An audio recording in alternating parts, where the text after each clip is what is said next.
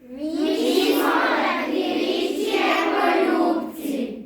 Eko kutak za ekološki čas, leptirići mole donatore za spas. U ekološkom kutku mašta, reciklažom stvara svašta.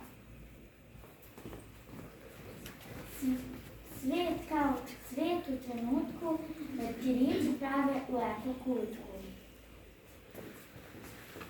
U eko kutku znanje sakriveno čeka da bude otkriveno.